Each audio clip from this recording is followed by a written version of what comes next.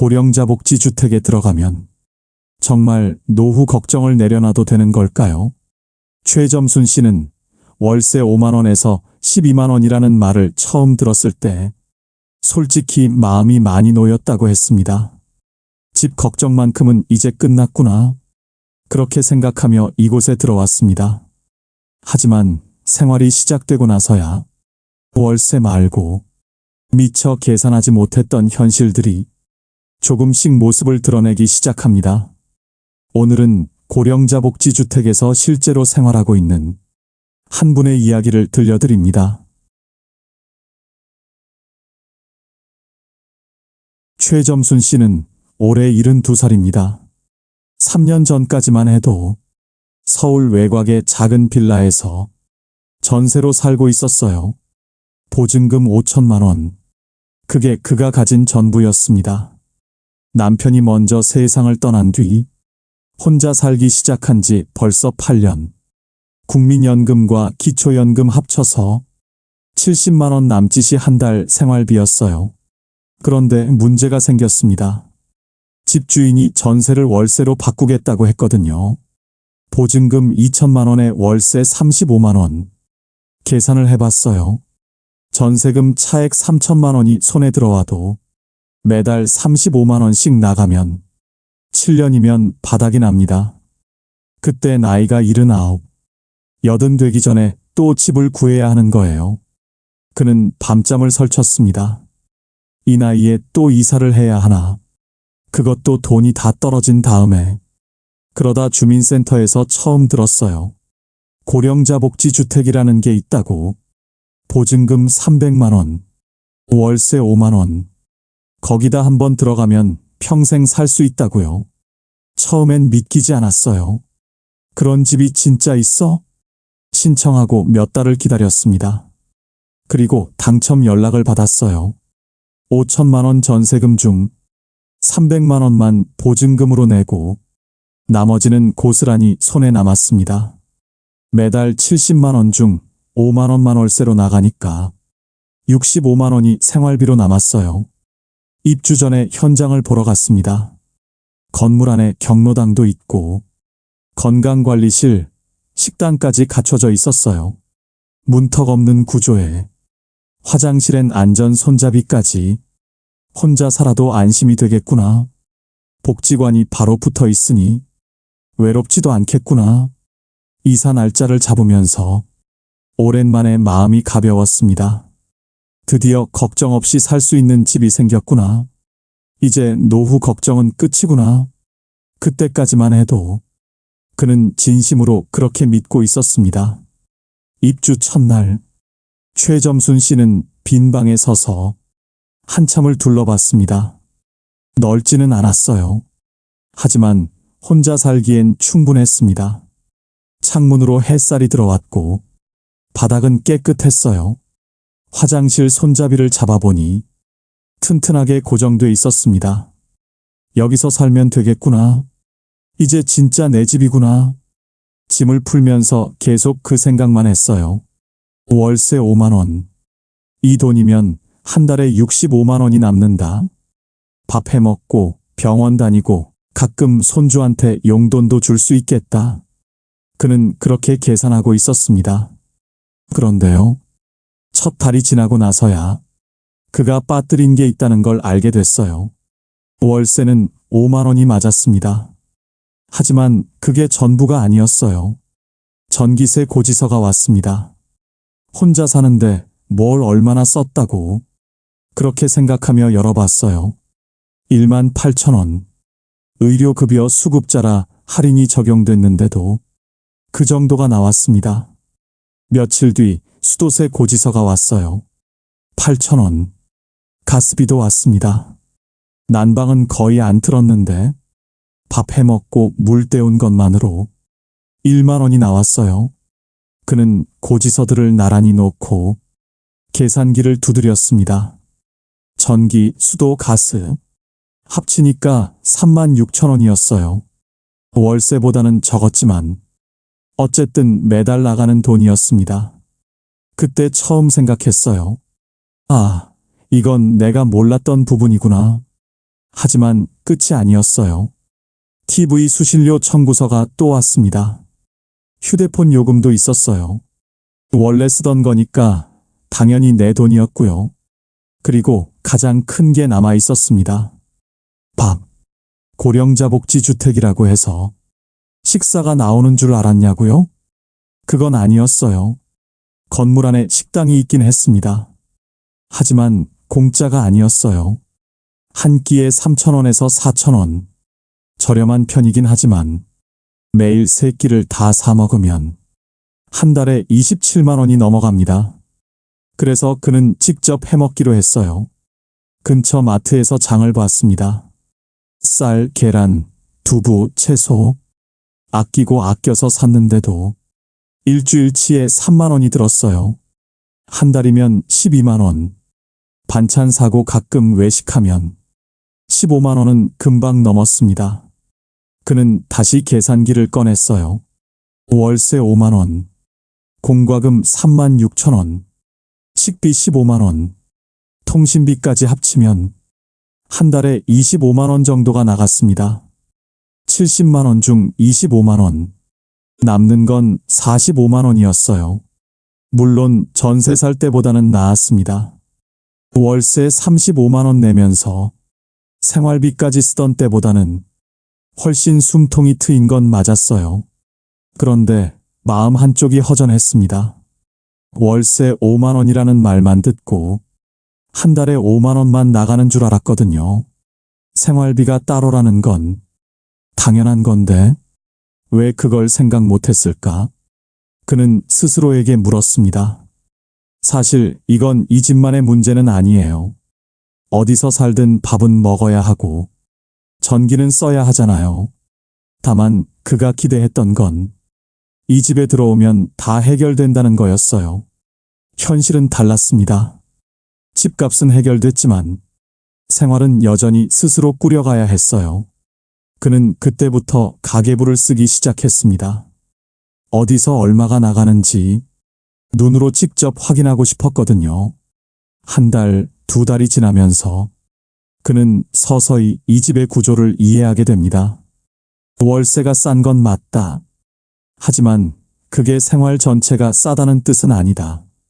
이 집은 주거비만 낮춰주는 곳이지 생활비까지 책임져주는 곳은 아니었어요. 그걸 받아들이는데 시간이 조금 필요했습니다. 입주한 지 석 달쯤 됐을 때였습니다. 그날따라 몸이 좀 이상했어요.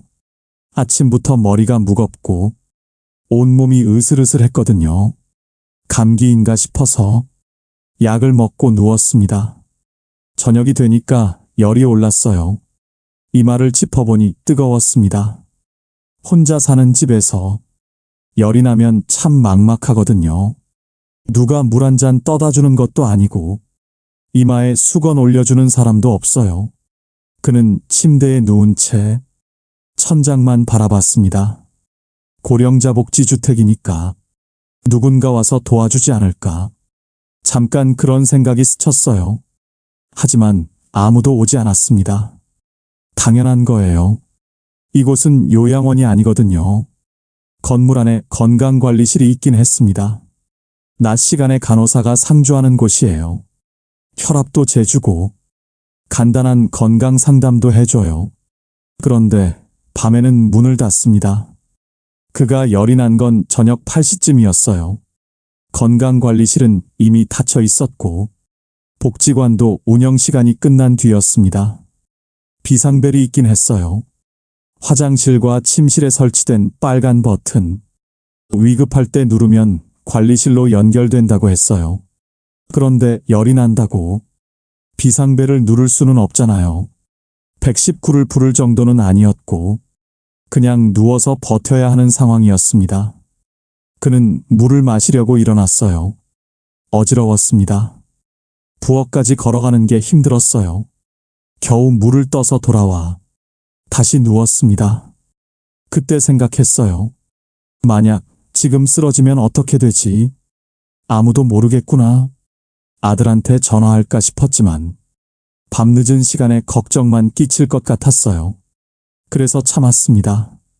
다음 날 아침 열은 조금 내렸지만 몸은 여전히 무거웠어요. 그는 건강관리실로 내려갔습니다. 간호사가 체온을 재주고 약국에서 약을 사오라고 했어요. 병원 가셔야 할 것 같아요. 혼자 가실 수 있으세요? 간호사가 물었습니다. 그는 고개를 끄덕였어요. 혼자 갈 수 있다고 했습니다. 사실은 자신이 없었어요. 버스 타고 병원까지 가는 게 쉽지 않을 것 같았거든요. 그런데 다른 방법이 없었습니다. 이곳에서는 아파도 병원은 스스로 가야 했어요. 누가 데려다주는 시스템이 아니었습니다. 그는 천천히 옷을 입고 버스 정류장까지 걸어갔어요. 10몇 분 정도 거리였는데 그날은 30분처럼 느껴졌습니다. 병원에서 진료받고 약 타서 돌아오니까 오후가 다 됐어요. 집에 들어와서 다시 누웠습니다. 그리고 생각했어요. 이 집은 건강한 사람을 위한 집이구나. 복지시설이 있다고 해서 누군가 돌봐주는 게 아니었어요.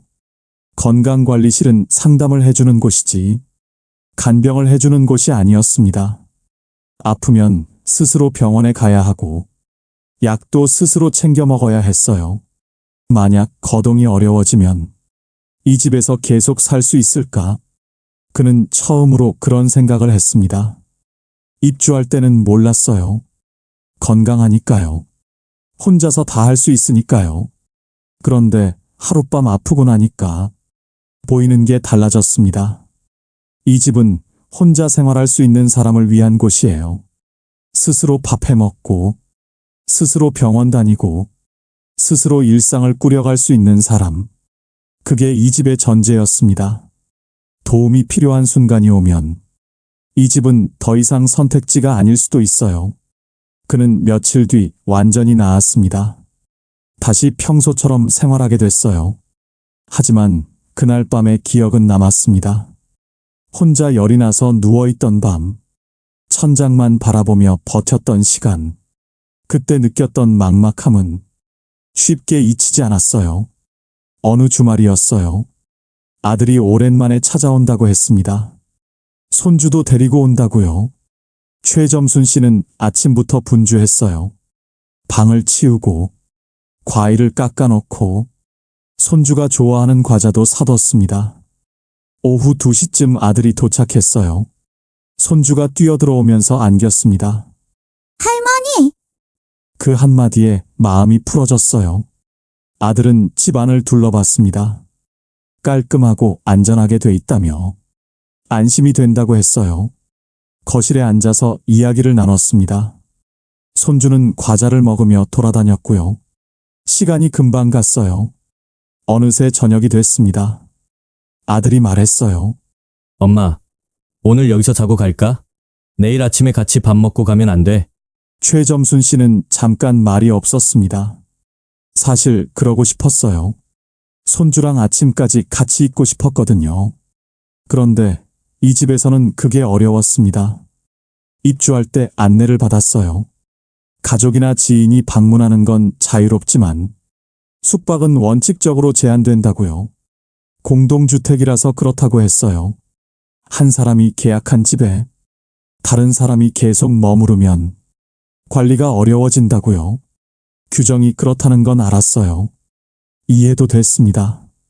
그런데 막상 아들이 자고 갈까 하고 물었을 때 그 말을 꺼내기가 쉽지 않았어요. 그냥 오늘은 돌아가.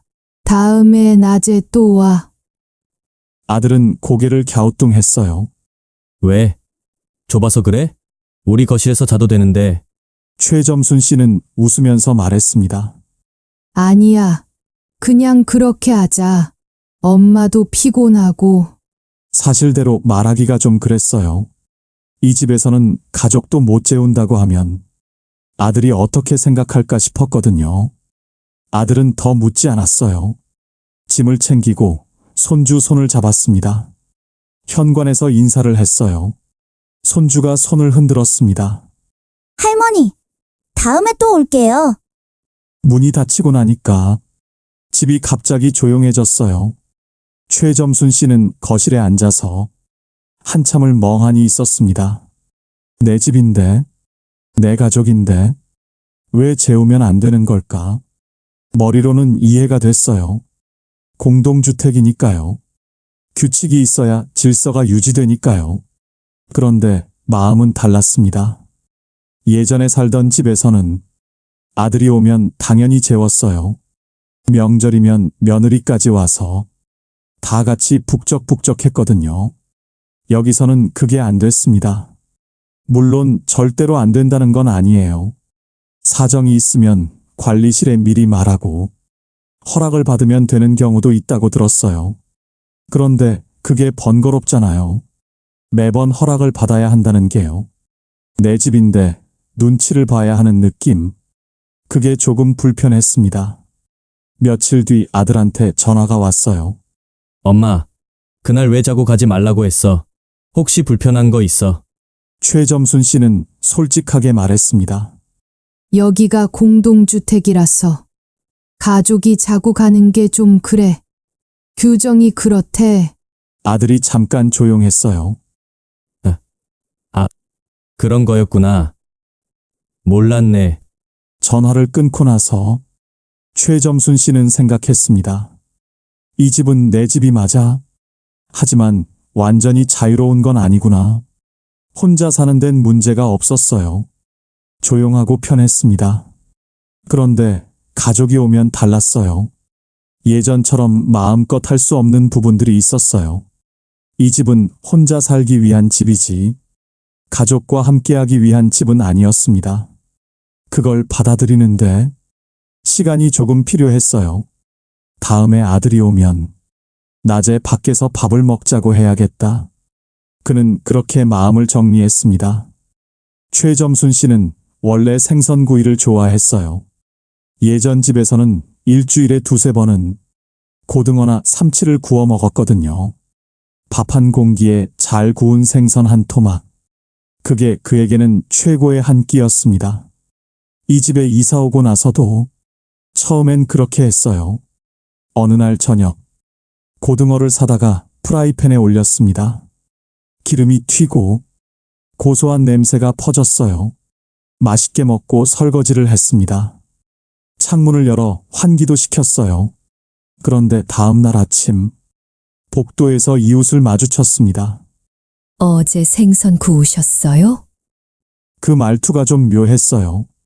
불편하다는 게 느껴졌거든요. 최점순 씨는 당황했습니다. 네. 고등어 좀 구웠는데요. 이웃이 웃으면서 말했어요. 냄새가 좀 났어요. 복도까지 퍼지더라고요. 다음엔 환기 좀 더 해주세요. 얼굴이 화끈거렸습니다. 내 집에서 내가 밥을 해 먹는데 그게 뭐가 문제가 되나? 속으로는 그런 생각이 들었어요. 그런데 말대꾸를 할 수는 없었습니다. 아, 네. 죄송해요. 다음엔 조심할게요. 집에 들어와서 한참을 앉아 있었어요. 예전 집에서는 그런 소리 들은 적이 없었거든요. 빌라였지만 환기만 잘하면 됐었어요. 여기는 달랐습니다. 복도가 실내로 연결돼 있었고 환기 시스템도 달랐어요. 냄새가 쉽게 퍼지는 구조였습니다. 그 뒤로 생선을 안 굽게 됐어요. 먹고 싶을 때는 마트에서 구운 걸 사다 먹었습니다. 집에서 직접 굽는 건 포기했어요. 김치찌개도 조심하게 됐습니다. 고춧가루 많이 넣고 끓이면 냄새가 강하거든요. 된장찌개도 마찬가지였어요. 언제부턴가 요리할 때 냄새부터 생각하게 됐습니다. 이건 냄새 안 나나? 이웃한테 피해 안 주나? 밥 한 끼 해먹는 게 이렇게 신경 쓰이는 일이 될 줄은 몰랐어요. 냄새만 그런 게 아니었습니다. 어느 날 저녁, TV를 보다가 깜빡 잠이 들었어요. 자정쯤 눈을 떴는데 TV가 그대로 켜져 있었습니다. 소리가 꽤 컸어요. 부랴부랴 리모컨을 찾아서 껐습니다. 다음 날 또 이웃을 마주쳤어요. 어젯밤에 TV 소리 좀 났어요. 밤에는 조금만 줄여주시면 안 될까요? 또 그 말이었습니다. 최점순 씨는 사과했어요. 깜빡 잠이 들었다고요. 그 뒤로는 저녁 9시만 넘으면 TV 소리를 확 줄였습니다. 가끔은 귀가 어두워서 소리를 키우고 싶을 때도 있었어요. 그런데 그러면 또 민폐가 될 것 같았어요. 이어폰을 사야 하나? 그런 생각까지 했습니다. 엘리베이터에서도 마찬가지였어요. 혼자 탈 때는 괜찮았는데 다른 입주자와 함께 타면 괜히 눈치가 보였습니다. 인사를 해야 하나? 말을 걸어야 하나? 가만히 있으면 무뚝뚝해 보이나? 별것 아닌 것 같지만 매일 반복되니까 은근히 신경이 쓰였어요. 복도에서 통화할 때도 조심했습니다. 목소리가 울리거든요. 아들한테 전화가 오면 얼른 집 안으로 들어가서 받았어요. 예전에는 안 그랬거든요. 어디서든 편하게 받았는데 여기서는 그게 잘 안 됐습니다. 불편하다고 해야 할까요? 그건 좀 다른 것 같아요. 불편하다기보다는 신경 쓸 일이 많아졌다는 거예요. 혼자 사는 집인데 혼자만의 생활은 아닌 느낌. 내 행동 하나하나가 누군가에게 영향을 줄 수 있다는 걸 늘 의식하면서 사는 거예요. 최점순 씨는 원래 조용한 편이었어요. 남한테 피해주는 걸 싫어했고요. 그래서 적응은 어렵지 않았습니다. 다만 가끔 생각했어요.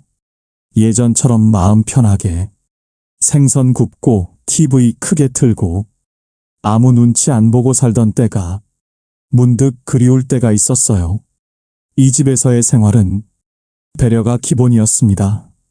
나만 편하면 되는 게 아니라 옆집도 윗집도 아랫집도 다 같이 신경 써야 했어요.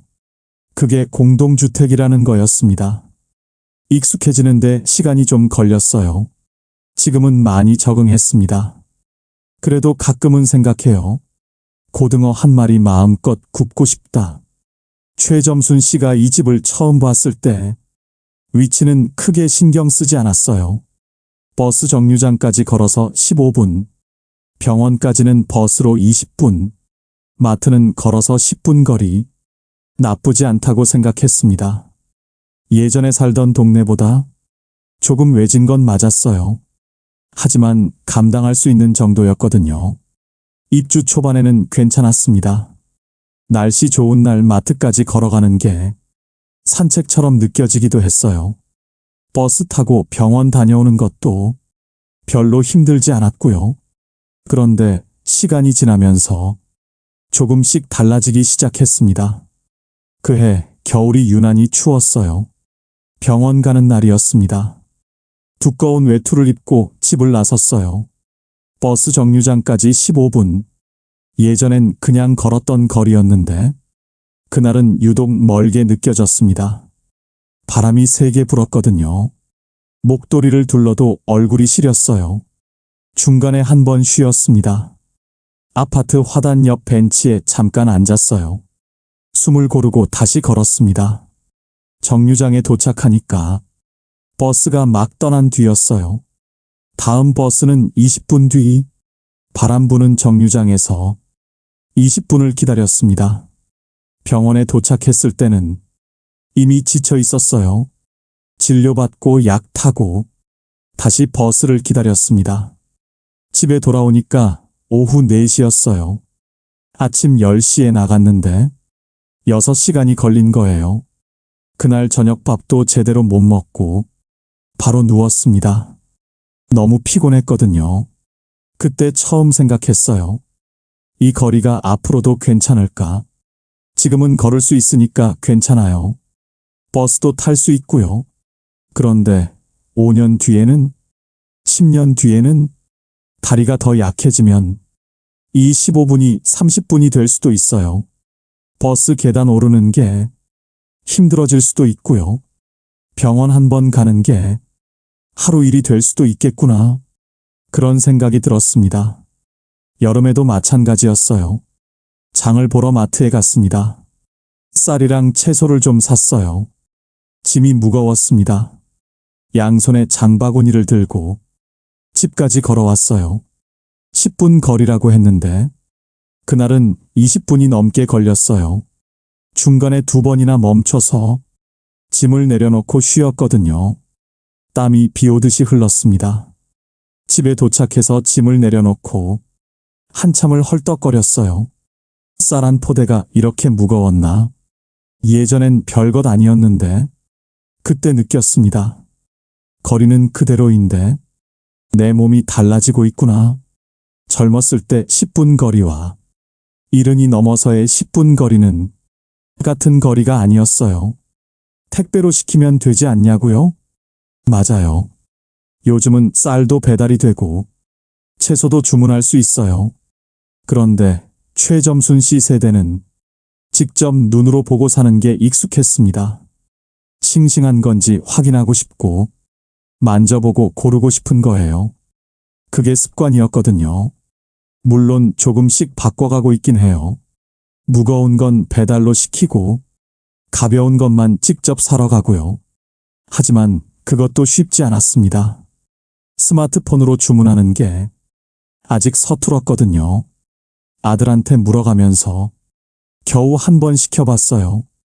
편하긴 했는데 뭔가 허전했습니다. 장 보러 나가는 게 그냥 물건 사는 일만은 아니거든요. 바깥 공기도 쐬고 사람 구경도 하고 그게 다 일상이었는데요. 집 안에만 있으면 하루가 너무 길었어요. 그래서 힘들어도 나가게 됐습니다. 마트까지 걸어가고 정류장까지 걸어가고요. 다만 예전처럼 가볍게 다녀오는 건 아니었어요. 나갈 때마다 마음의 준비를 했습니다. 오늘 컨디션 괜찮나? 날씨는 어떤가? 짐이 많으면 어떻게 하나? 그런 것들을 미리 생각하고 나서야 문을 열 수 있었어요. 예전 동네는 뭐든 가까웠거든요.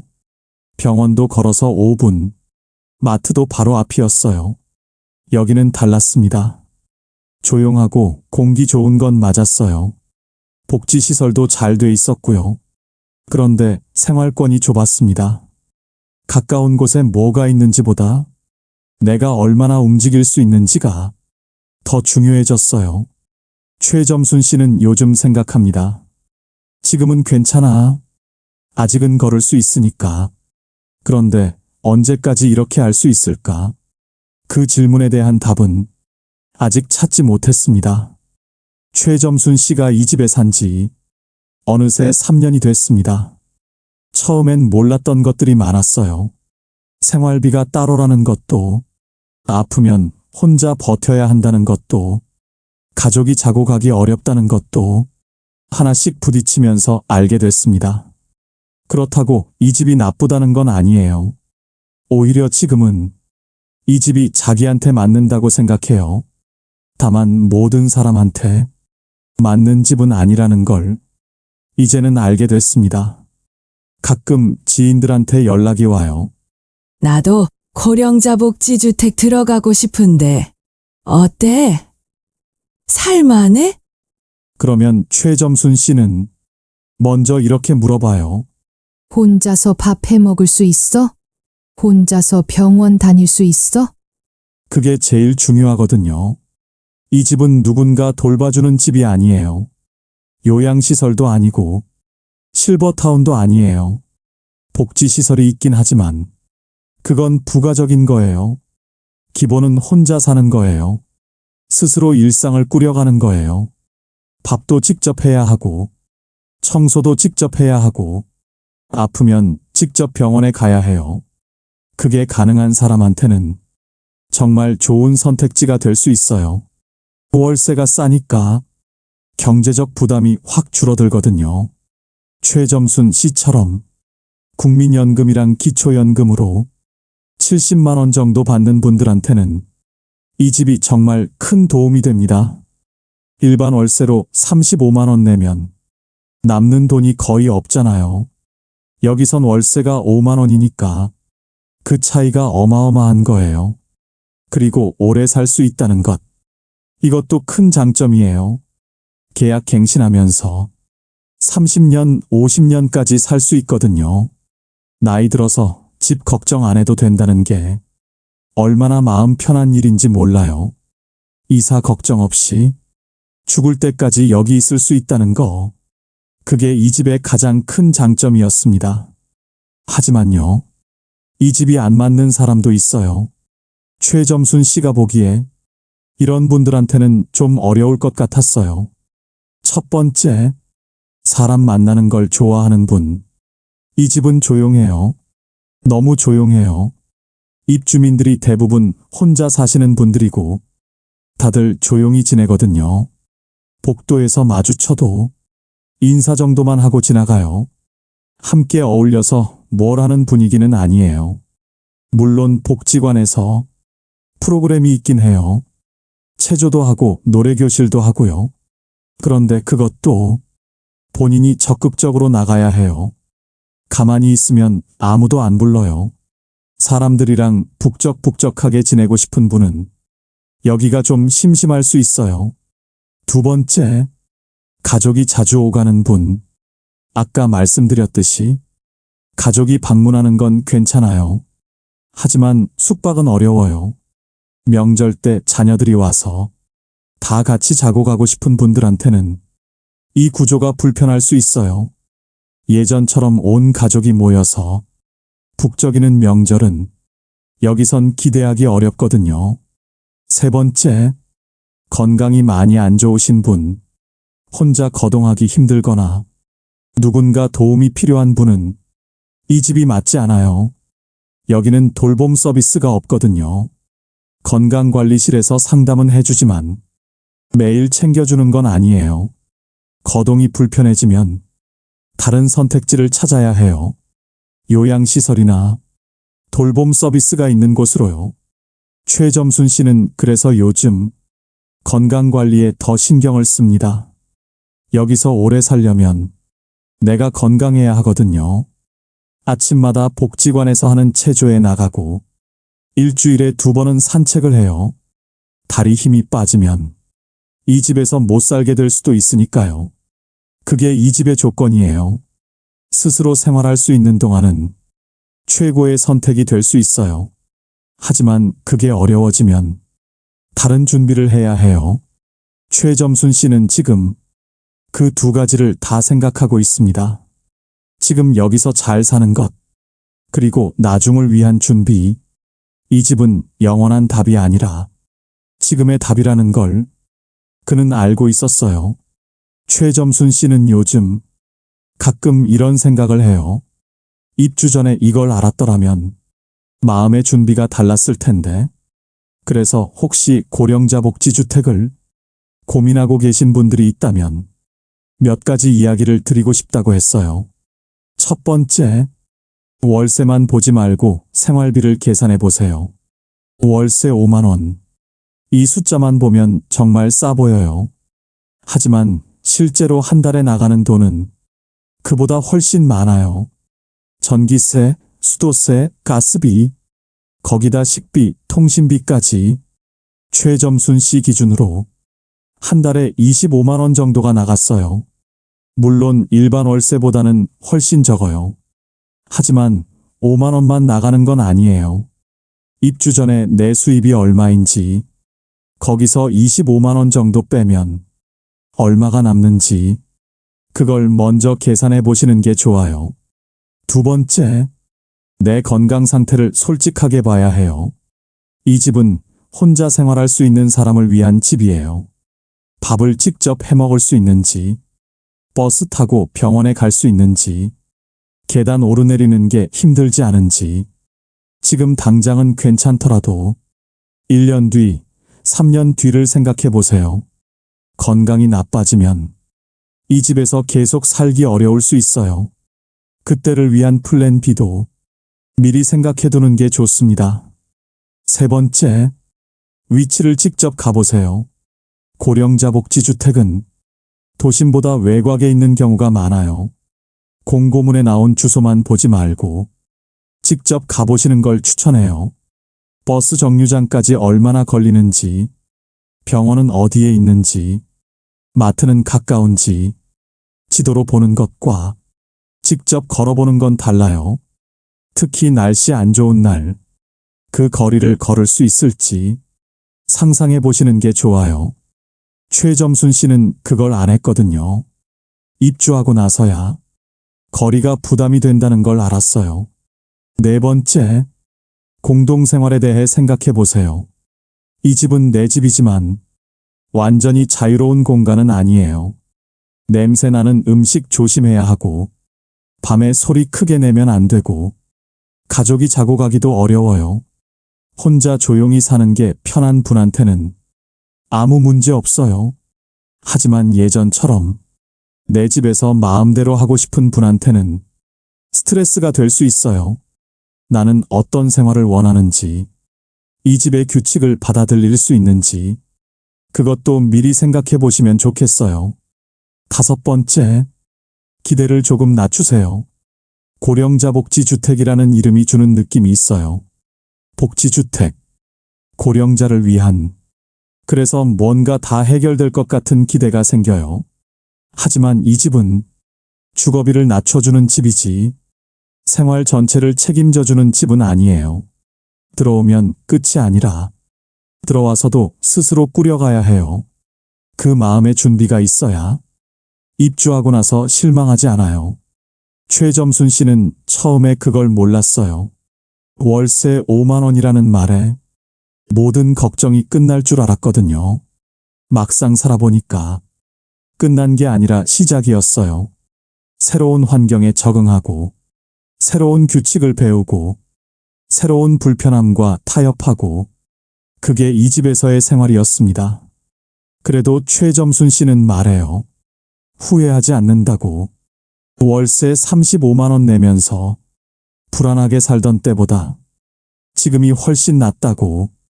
다만 알고 들어오는 것과 모르고 들어오는 건 다르다고. 그래서 이 이야기를 하고 싶었다고요. 오늘 이야기를 정리해 볼게요. 고령자 복지주택, 월세 5만 원, 보증금 300만 원, 평생 살 수 있는 집. 숫자만 보면 정말 좋아 보여요. 실제로 좋은 점도 많고요. 하지만 그 안에는 숫자로 보이지 않는 것들이 있었어요. 생활비는 따로였고, 아프면 혼자 버텨야 했고, 가족이 자고 가기 어려웠고, 냄새나는 음식도 조심해야 했고, 거리도 시간이 지나면서 부담이 됐어요. 이 집은 좋다 나쁘다로 단정할 수 있는 곳이 아니었습니다. 나한테 맞는지 안 맞는지 그걸 따져봐야 하는 곳이었어요. 혼자서 생활할 수 있고, 조용한 일상이 편하고, 경제적 부담을 줄이고 싶은 분한테는 정말 좋은 선택이 될 수 있어요. 하지만 가족과 자주 함께하고 싶고 누군가 도움이 필요한 상황이라면 다른 선택지를 먼저 알아보시는 게 좋겠어요. 오늘 이야기가 고령자 복지주택을 고민하시는 분들께 조금이나마 도움이 됐으면 좋겠습니다. 궁금한 점이 있으시면 댓글로 남겨주세요. 영상이 도움이 되셨다면 좋아요와 구독 부탁드려요. 주변에 이런 정보가 필요한 분이 계시다면 공유해 주시면 감사하겠습니다. 다음에 또 현실적인 이야기로 찾아올게요. 봄날 이야기였습니다. 감사합니다.